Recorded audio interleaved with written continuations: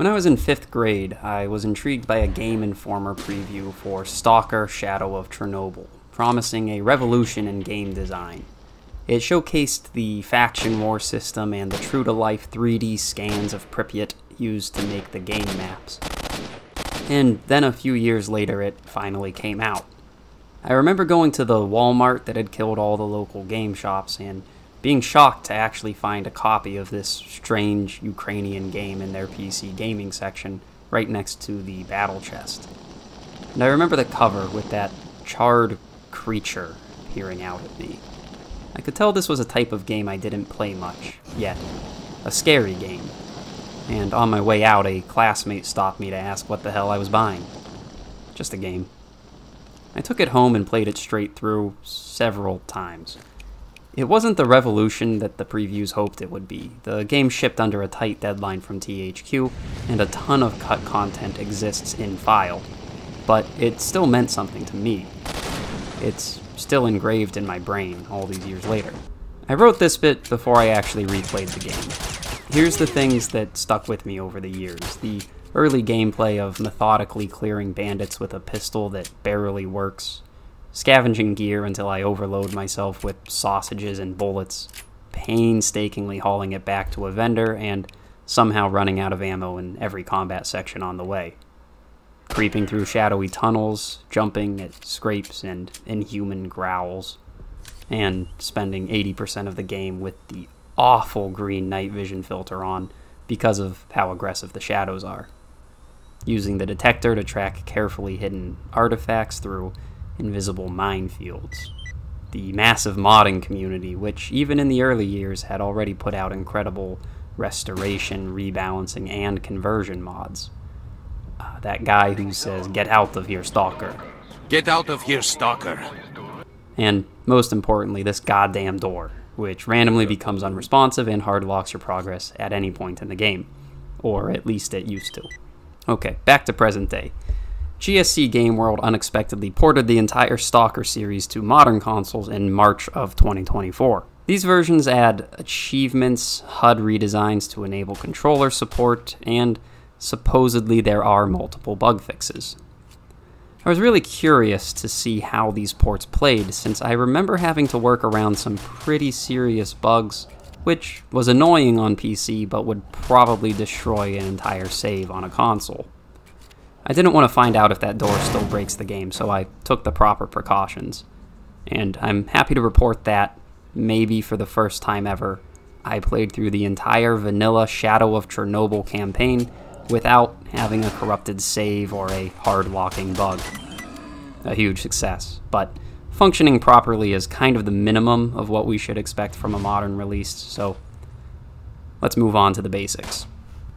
S.T.A.L.K.E.R. Shadow of Chernobyl is one of those chimera games, a survival horror first-person shooter RPG, I guess. It mixes elements from a lot of genres. We have percentage-based stat increases and faction systems straight from an RPG, the ever-present spookiness and resource strain from horror games, and some really unique gunplay that is a blast, but never really imitated by the mainstream. The game released in 2007 and was followed by 2 sequels, which each improved on the basic formula, and a new sequel, S.T.A.L.K.E.R 2, is set to release later in 2024. It's been in development seemingly forever, delayed by death and war and NFT scandals, but they seem set to release it in September. The series is loosely inspired by Roadside Picnic, a 1972 novella dealing with black market adventurers who pilfer extra-dimensional artifacts from the sites of an alien visitation. And the game also takes notes from the Tarkovsky film S.T.A.L.K.E.R, which was inspired by the same novella. The game convinced me to read the novella, and it's bleak and wonderful in how the characters develop a workmanlike expertise of the insanely supernatural. I'd recommend that novella to any sci-fi fan. It's got some very original ideas that have crept into a lot of other media. In S.T.A.L.K.E.R's universe, the Chernobyl incident and a subsequent explosion in 2006 caused a more direct warping of reality than mere radiation. The zone is littered with anomalies, strange glitches in physics that manifest in dozens of ways, from free-floating ball lightning to localized black holes. Some of them consume living matter and spit out artifacts, strange chunks of unknown material with properties beyond modern science. Vicious, mutated animals and strange, almost human creatures roam the wasteland, as well as bandits and other hostile human factions. The entire zone is under military quarantine, but explorers known as stalkers sneak in, some to escape persecution, and others with the goal of plundering enough artifacts to retire rich. We play as the Marked One, an amnesiac with a stalker tattoo who is pulled from a death truck and given a single clue to his purpose via a message on his PDA. Kill the S.T.A.L.K.E.R. I genuinely didn't remember much of the story, except the big twist, and now that I've replayed it, it's fine. It has one of my least favorite storytelling typologies, breadcrumbing through the game and dumping quite literally all the lore and a seemingly completely different narrative in a long cutscene during a secret ending. There are PDAs you can find and journal entries to read throughout the game that will give you a bit of insight into specific characters, factions, and incidents, but I've never been a big fan of infodump storytelling, and it pretty well devolves into that. I'll talk a bit more about this at the end of the video, but for now let's dig into the actual gameplay. More specifically, the gunplay. S.T.A.L.K.E.R. Shadow of Chernobyl takes a semi-realistic approach to gunplay and equipment. We're not top-of-the-line special forces guys with a $1 trillion military budget here. We are essentially thugs and privateers trespassing into a wasteland, and our gear reflects that. Every piece of equipment has a durability bar. For armor, low durability translates to less protection from gunfire or anomalies, and for guns, this leads to reduced accuracy as well as misfires. Durability decreases faster depending on the kinds of damage you're exposed to, and weapons degrade faster if they're fired in full auto. In SOC, there's no ability to repair equipment, and only a few extremely limited situations where you can modify gear, something that changes in the later entries, but here it leads to a lot of situations where you'll be dropping gear that becomes too damaged, and scavenging new weapons and armor on the fly. One of the core gameplay memories I have of this game is guns never shooting exactly where you expect. To some degree, this is caused by user error with the iron sights. Some weapon types will fire towards the flat top of the front post, others will fire more towards the center of the post, and early weapons are just flat out inaccurate. There are attachable scopes that can be found for most rifles, and some variants will always have a scope attached. Scopes drastically improve your chances of hitting a target once you get used to the ballistics of your weapon. And there's a great deal of variety in trajectory too, from the shotguns requiring nearly point-blank range to the Vintar sniper's extreme arc. And it's one of the few single-player shooters where I'd spend a few moments with a new weapon just sighting in at a billboard or something to get a feel for its function. It's frustrating at first, but the constant worsening of your weapons leads to really engaging firefights. Sometimes an easy kill turns into a hard-fought battle when your gun jams and needs cleared. Or you bring your shiny new weapon into a long dungeon and realize you can't scavenge the right ammo to feed it, so you need to snag a lower-tier weapon from a corpse in order to stay alive. It plays differently than most shooters, where guns are generally flawless, perfect mechanisms. And that's what makes it really stand out from its peers. Some people hate it and consider it trash gunplay, but for me there's just enough realism, just enough to bring me back to a youth spent hunting groundhogs with a beat-to-hell Romanian AK variant. And that's the difference, the feeling of character.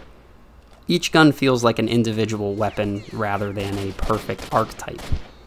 The Vintar has always been my favorite, and that's still the case. Figuring out how to adjust for distance leads to some incredibly satisfying shots.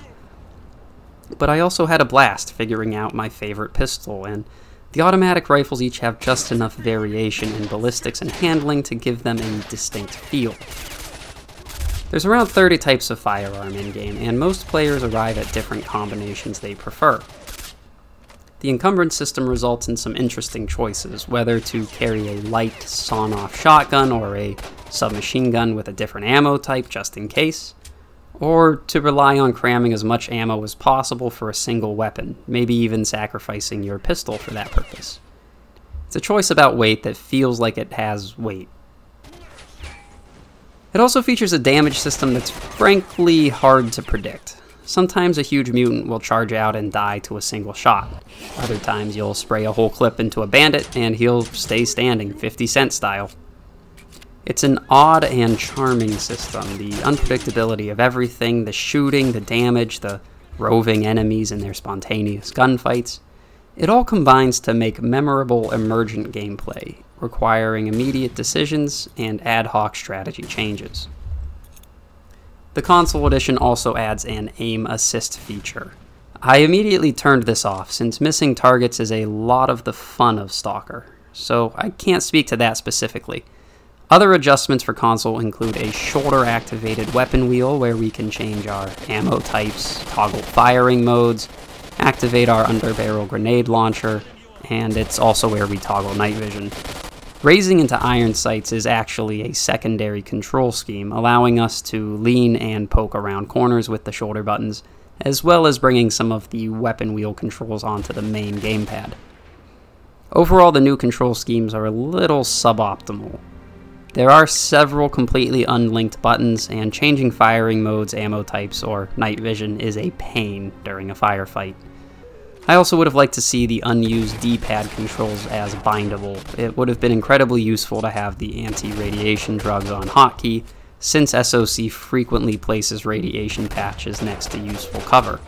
In later games you can upgrade many suits to have the higher resolution blue night vision, but in Shadow of Chernobyl you'll be dealing with the painful Mark I green NV on almost all of the armor, except the Scientist's line and a few unique variants.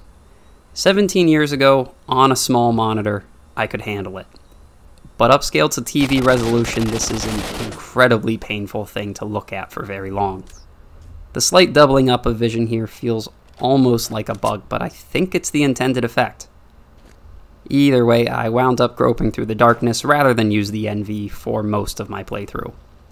The shadows and lighting are still pretty excellent at building the oppressive atmosphere. You never know exactly what is lurking at the end of a hallway, and enemies seem fairly capable of taking advantage of the shadows for launching ambushes. Speaking of, the enemy AI in Shadows of Chernobyl is really dumb as a brick. Except for when it isn't. Sometimes every enemy in a dungeon will rush to a single doorway and come out one by one, ready for that headshot. And sometimes they'll spontaneously flank you and execute pincer movements on uneven terrain. The lightly scripted ambushes are often challenging and interesting, and it could fool you into thinking the AI is smarter than it is, but any encounter with a roving bandit group will pretty quickly remind you that this is from 2007. I was wrong about the artifact detector and carefully hidden artifacts. Apparently that's introduced in the first sequel, Clear Sky. In SOC, you end up with random smatterings of artifacts, rolling around everywhere like empties in a truck. Specific artifacts are linked to and appear around certain anomaly fields, and tend to only appear at a precise time of day. There's some really powerful rare artifacts you can find if you happen to be in the right place at the right time, but there's no system to wait or pass time other than letting your game idle for a while. Artifact powers aren't very well explained. For example, the health boost seen here is actually a regeneration factor, not an increase to the health pool. In this game, the artifact boosts feel fairly generic, boosting protection against a damage type or allowing you to sprint for longer, and generally will have a downside that needs to be compensated for, such as irradiating you. I think they get more interesting in the sequels, but I might just be remembering mods. The main drive to discovering artifacts is that they're fairly expensive and lightweight. The more you bring back to a merchant, the better you can outfit for the next excursion. The S.T.A.L.K.E.R series also features some really interesting secret searching, in the form of both marked and unmarked stashes. Marked stashes are locations that are revealed while looting enemy corpses. A map marker will generate, and if you trek to the marker, you'll find a container of pre-generated loot. This can contain vital medical supplies, special guns, artifacts, pretty much anything. However, if you find one of these stashes before revealing the location through a corpse, it will be completely empty. The permanent unmarked stashes are simply locations where rare loot is hidden at the game's start, usually as a loose item on the ground or in a destructible crate, and these generally require some kind of janky platforming to reach. You don't see platforming like this in shooters pretty much ever.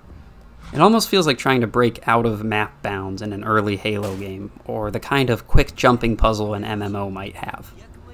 A lot of careful crawling along walls and fences, jumping small gaps, and maneuvering to grab items on the other side of barriers.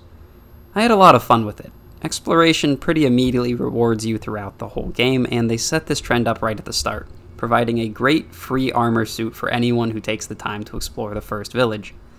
It's a good way to guide players into poking around every set piece they meet. Most of Shadow of Chernobyl is unscored. There's a haunting, depressing string track over the main titles.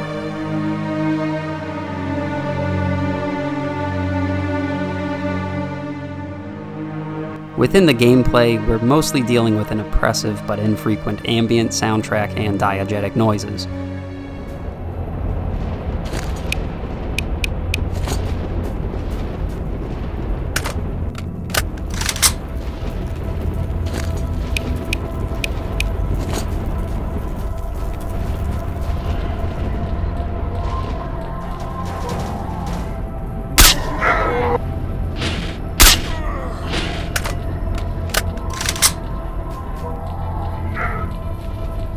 You might hear twangy guitar coming from an abandoned radio, or a fellow stalker singing by a campfire.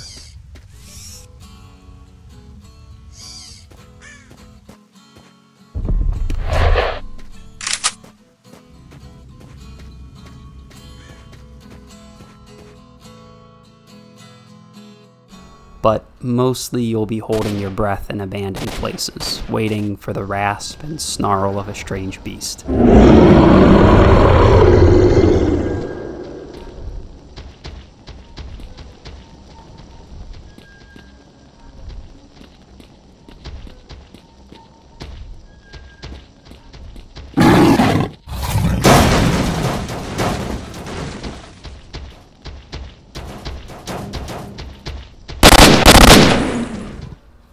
Gunplay is considerably less resonant than modern games.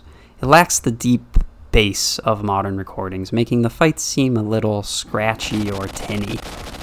It's definitely something that has been remedied by 1,000 mods already, and anyone who purposefully plays older games will know it's not even that bad for its time, but it's definitely noticeable in a vanilla run on modern hardware.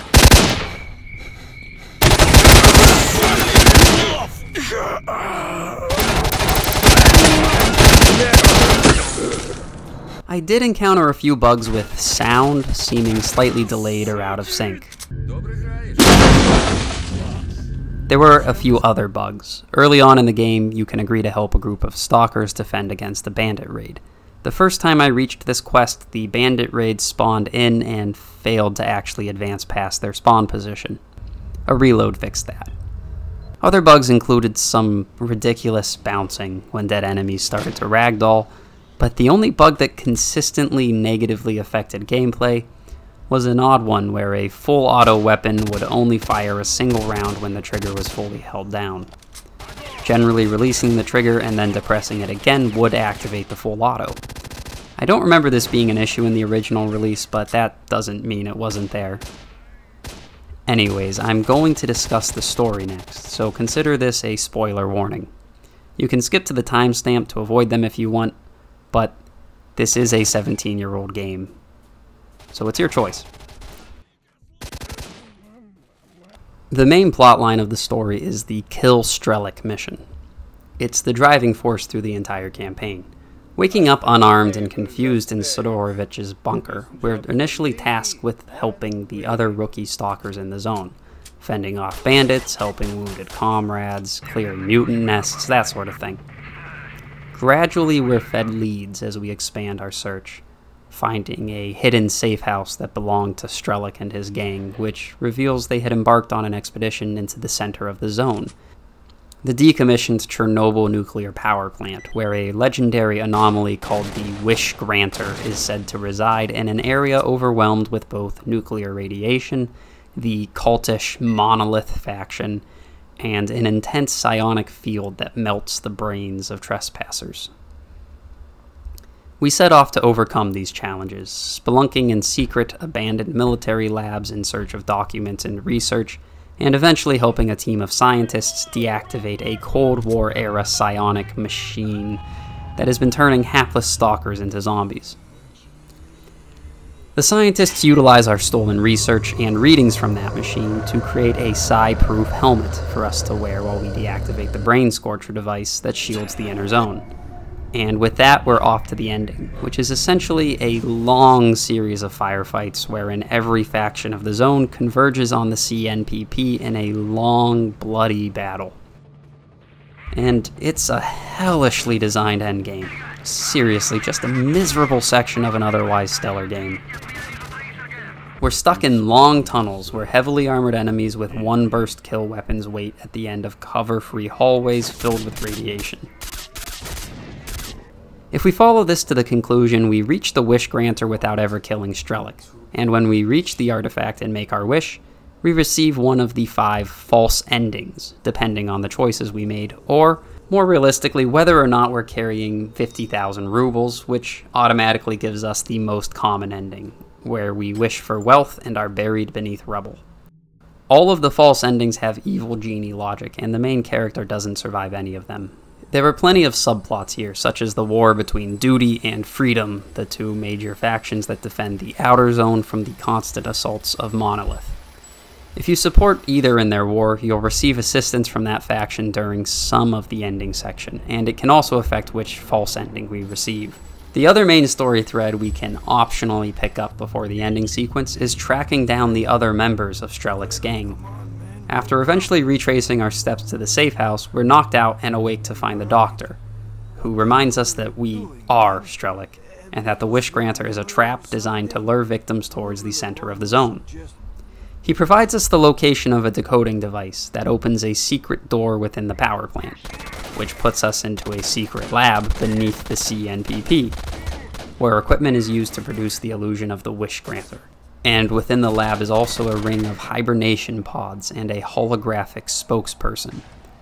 This is where the huge info dump happens. The creation of the zone was tied to a secret Soviet mind control experiment that created this being, the common consciousness. A ring of 7 minds combined into one super entity. A mind with the power to alter the sphere of psychic energy surrounding the planet, the noosphere. Their first attempt to alter this psychic atmosphere resulted in the second Chernobyl disaster, which is what ultimately caused the creation of the zone and the anomalies within.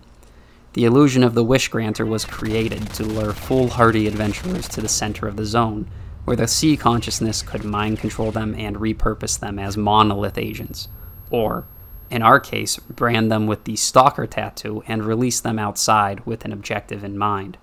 The C consciousness captured S.T.A.L.K.E.R without realizing who he was, and programmed him specifically to hunt down and kill the leader of a group getting too close to uncovering the truth, the group led by S.T.A.L.K.E.R.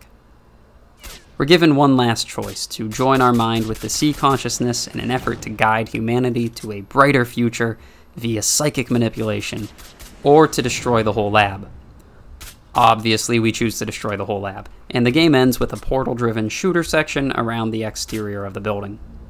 S.T.A.L.K.E.R destroys the C consciousness by destroying the lab, and at last, he takes a long rest in the zone.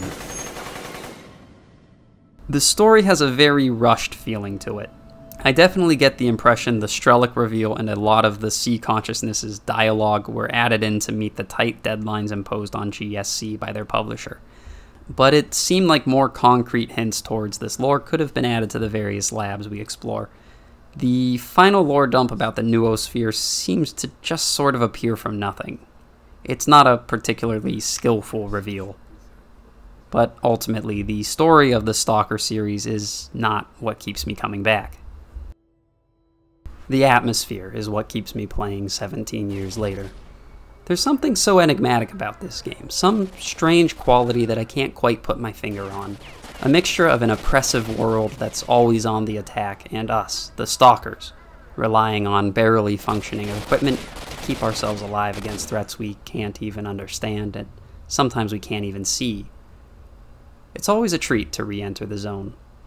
On the pain scale, I'd give the console port a slightly painful. The game is a classic and I cherish it, but it has flaws. Flaws that have become features over time. Flaws that contribute to the distinct feel of the game. Flaws I almost wouldn't want fixed. But still, they could be off-putting to a new stalker. As I was wrapping up my playthrough, GSC added mods support to the console edition, although very few mods are currently available. Ultimately, I think the original PC version is preferable to the console version. The gamepad support doesn't compare very well against keyboard controls, and I kind of doubt the larger total conversion mods will ever work on a console. Plus, the game can look a little rough upscaled to modern TV sizes. That being said, with all the work done to add achievements and console support to the game, it would not surprise me if a large update or some sort of remaster edition was on the way to coincide with the release of S.T.A.L.K.E.R 2. I still really recommend the game itself, and if you've never heard of the S.T.A.L.K.E.R series, then the console edition is a great way to experience a truly unique game for the first time, without having to worry about all the gribbly little bugs. And it's great for series veterans who just want to play a version of vanilla that works without much fuss, or just want to see what achievements were added to their favorite game. Well, that's it for my 21st review.